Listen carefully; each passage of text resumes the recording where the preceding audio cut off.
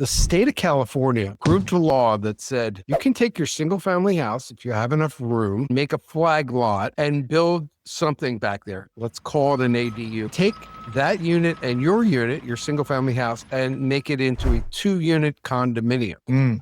And then go off and sell that ADU.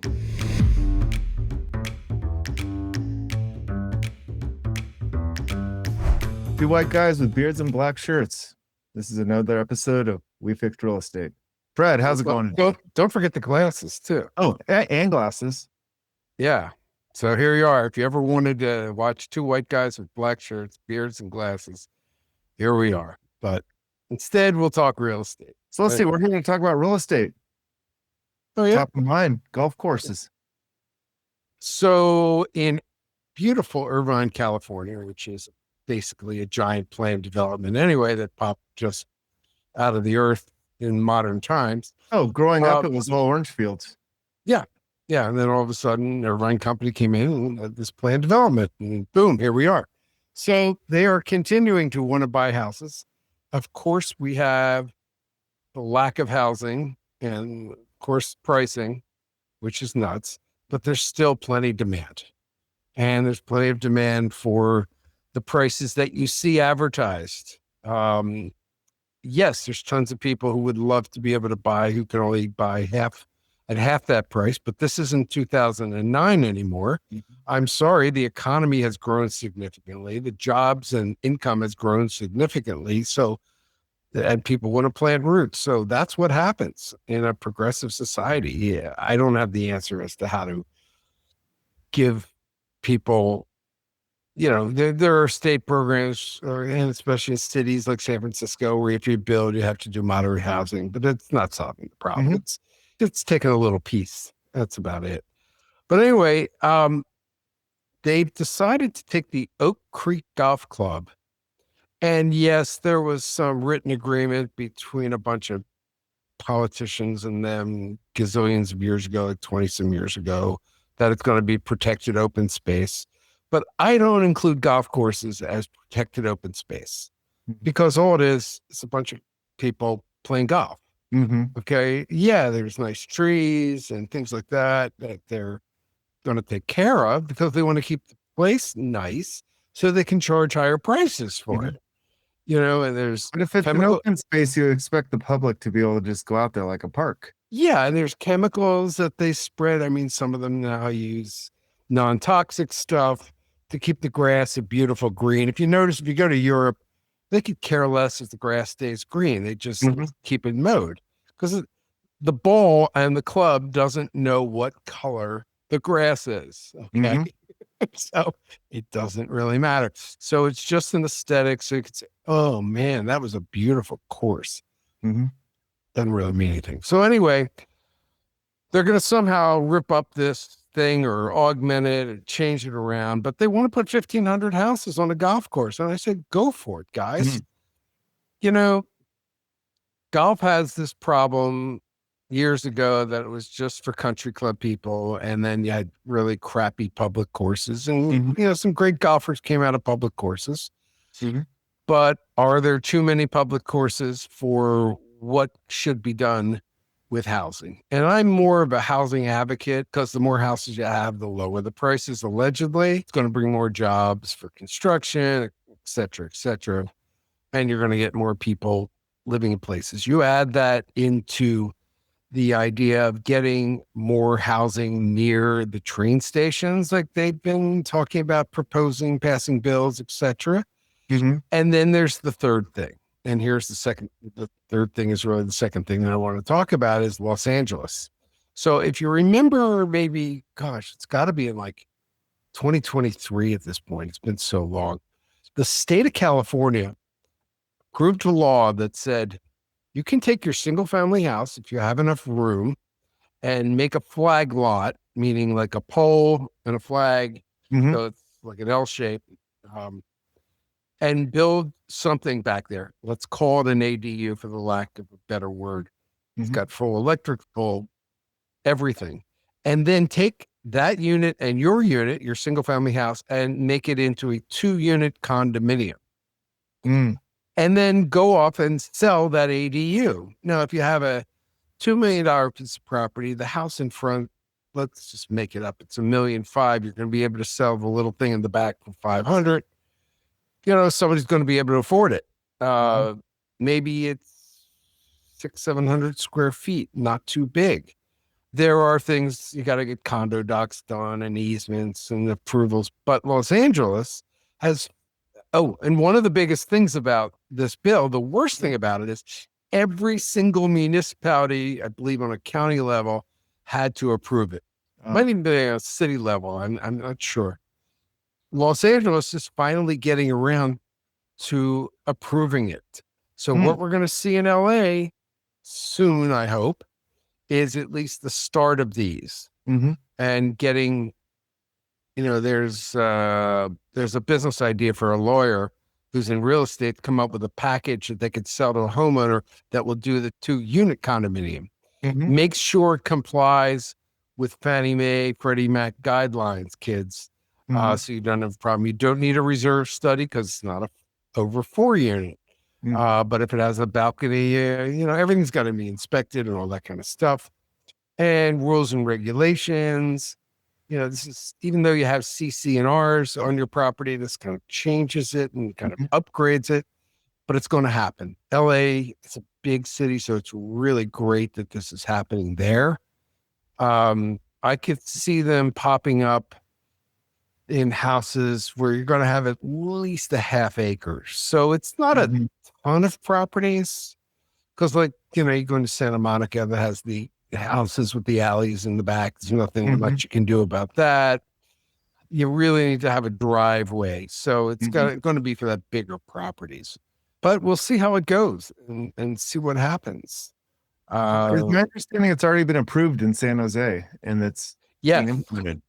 Yes. So it's at the very, very early stages and we haven't heard anything. So it's going to be, it's going to get rocking up there. We haven't seen those on the market yet to see how they're being received or what sort of profit potential the homeowner would have. Yeah. I mean, are you going to want neighbors? That's the other question you have to ask yourself. First of all, what's your this is different than a condominium. You can just subdivide your lot and sell that out. Exactly. So you don't have to worry about. Here's the big confusion that people have. As soon as they hear the word condominium, they think it's got to be a high rise. No, you can have a single family property that is part of a condominium association. Because I hate how the real estate industry has labeled property. The single family, obviously, but then they say townhouse and separately they say condo. Well, we have a listing at the townhouse that is a condo, but I have to list it as a condo, but it's really a townhouse. So I would beg the real estate industry to change everything to single family, townhome, flat equals, an apartment. And then ownership type, fee simple, which a townhouse can be fee simple, like a single family. Look at all the row houses back east. They're all owned by one person, no condo, no association. So fee simple, condo, and the condo could be for any of them, and PUD, planned unit development. That's what everybody calls a homeowners association, but it's not. These are the real words that mean real things. Single family, townhome, apartment can be either a single family can be any of them. Condo, fee simple, PUD. A townhome can be fee simple, condo, PUD. A condominium, though, can only be a condominium. And co-op can only be a co-op. Because as soon as you have somebody on top of each other, that's a condominium, period, or co-op. You're done. So that's kind of how these words are explained. But unfortunately, they actually hurt sellers and buyers of townhomes because they label them as condos. So it's crazy and stupid, but hopefully we get a change. But every MLS would have to change. Zillow would have to change. Everybody with websites like Redfin would have to change. It would be an enormous thing, but they should do it, and they should do it retroactive back to the beginning of the MLS and recategorize everything. So a townhome is just a multi-story. Townhome is straight up, 1, 2, or 3 ground floor, attached property. Okay. And it can be a 1-unit attached property that's called a townhouse because it's not a single family, because it's not single family detached. It's single family attached. I see. Can either be fee simple, could be a PUD, or could be a condo. So now, what about in San Francisco? You go out in the avenues and there's all those houses, and some of them even share common walls. But you don't think of those houses over on Terraville as like townhomes. Yeah, like in the Western Extension or out there, these attached houses, they're just single family attached property, but their own fee simple. Okay. That's all. That's like the row houses back in Philadelphia or New York. But those wouldn't be a townhome. Call them a townhome. It's 2 stories, but they're attached townhome fee simple. Mm-hmm. Okay, there's going to be a test, kids. Yeah, I'm already failing it. Everybody study up. So, yeah, I'm going to scream and yell about this all I want on my podcast, but nothing's going to change. And everybody's just going to keep doing the same wrong thing. Well, change starts right here. There you go. It's a beautiful thing. Circling back though on golf courses, one of the more creative ways I've seen a golf course getting redone was the winery close to my house, Montserrat Winery. They, instead of like leveling the golf course or building houses, they turned the whole golf course into a winery and vineyards. And then they put it up a wedding reception spot. So now it's a very big destination place, and probably is making more than the golf course. So when an appraisal is done on a property, there's one line in there that has to be filled in. Is what is the highest and best use for this property? So they probably realize, it's expensive to maintain the golf course. They weren't getting enough people playing, and they said, okay, let's turn it around. Let's make some money from it. There's golf courses that they take and they put houses, they drop them in different places, and they're able to keep, say, 9 holes. And now you live on a golf course and you pay a fee. There's a place, San Jose, on the eastern part, kind of towards where the hills are. It is I don't remember the number, but a whole bunch of townhouses and condos. So the whole complex is a condominium because of that, obviously. But part of your condo fee is the membership to the golf course. Even if you don't pay, it's part of the monthly fee. So it's called, trying to think, the same name as that place, The Villages. It's called The Villages. The same place in Florida. Yeah, exactly. I don't think there's swinger clubs going on there, but you never know. I didn't realize there's 150,000 people in The Villages. Oh yeah, it's gigantic. It's ridiculous. I had a chance to buy one for like $5,000. Really? 2008. Yeah. I didn't do it. Anyway, the idea, I think, in this place called The Villages in San Jose is that eventually there's going to be less golfers. And what they're going to have to do is either build more houses on the golf course, change it to 9 holes, make it a voluntary, you pay dues to play, or invite the public, have a limited membership. There's got to be some other way, because it's a great place to be able to build reasonably priced houses and condos. Oh yeah. Right near Rancho Bernardo, where I live there, they just took down a whole golf course. It's all now housing. Yeah. And then north in Escondido, they did the same thing to a golf course. Escondido Country Club. There you go. I mean, country clubs aren't like they used to be. Let's put it that way. I mean, I was a proud member of the Plymouth Country Club. Oh, wow.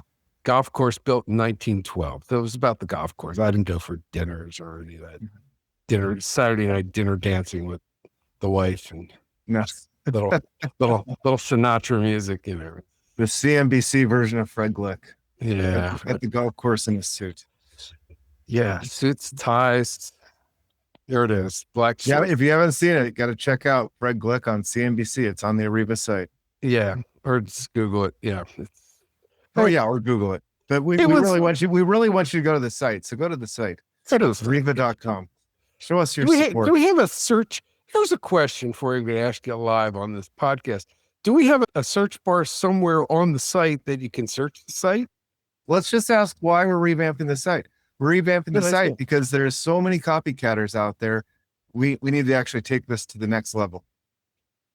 Yeah, there's guys who went to Y Combinator, went file, copy, paste, and redid our site basically, and then got money from Y Combinator. Here's the difference. We haven't raised a dime.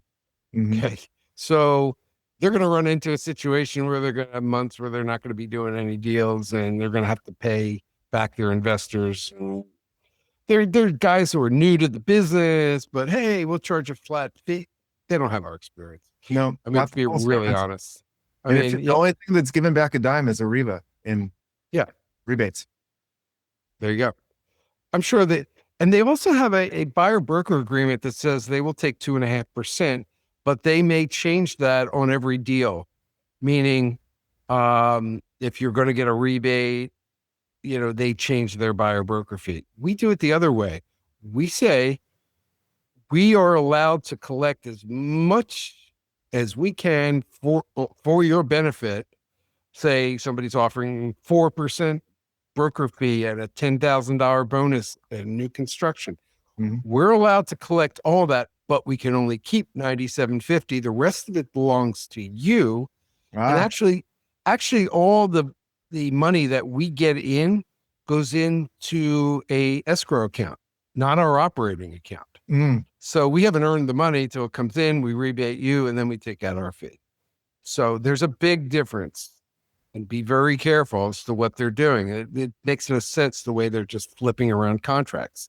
Yeah. And, we've been doing contracts for years. And all of a sudden, this is a new thing with agents. And they're still doing seminars on how to justify your value so you can collect your 2.5% and how great you are. I'm sure there's one at the airport Marriott right now. Or it's online or something. Yeah. Or, what was the guy? Digger or, kind of clowns. There's a guy named Tom Ferry, and he's second generation real estate coach and has giant seminars. And you know what? It's all the same people. I don't care what company they're from. They're the same mentality. We have a completely different mentality. We give a crap about buyers, sellers, mortgage people. We're as transparent as we could possibly be. Mm-hmm. We live in Slack with you. Ask a realtor what Slack is. They'll say, oh, it's my teenage son. Slack. Well, you don't need to. So if you need to go to a seminar to convey your value, you probably have a false value.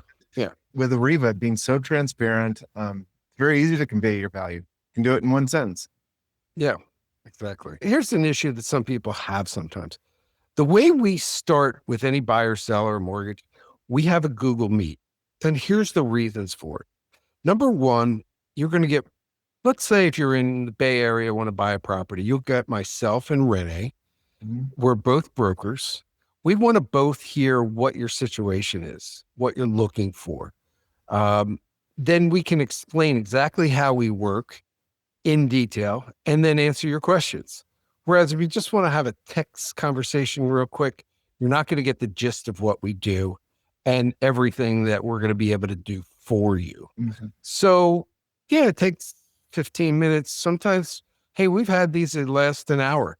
Mm-hmm. We're happy to record them. We'll put them in your Slack channel. Like if your spouse isn't going to be there, or your partner isn't going to be on the call, we like recording it because then you can play it back. Because what's crazy is we'll start a Slack channel, we'll get involved in a property, and the spouse will start asking us questions that we've already answered. Mm-hmm. And it's very simplistic things. So if they had listened to it, or even we do a summary, we're in Gemini, does a summary and even transcribes it. We put it all in there so you can share it with somebody. You know what? Share it with our competition. We don't care. We're better than them. Mm-hmm. So, can you meet what these guys do? Do you do what these guys do? Listen, hear us, hear everything we do. And that's where you get the questions. You're better off listening to us first and then going to other people. Because usually when that happens, most people come back to us. Because people are typing in discount realtor, flat fee agents. They're out there, but they're not what we are. And that's for sure. I have to pat myself on the back. Yeah, So well said. Yeah. And we sleep at night. That's our company motto. Period. That's it. I like that. We sleep at night. All right. We got nothing else to talk about. This has been another episode of We Fixed Real Estate. Two guys in a black shirt with beards and glasses.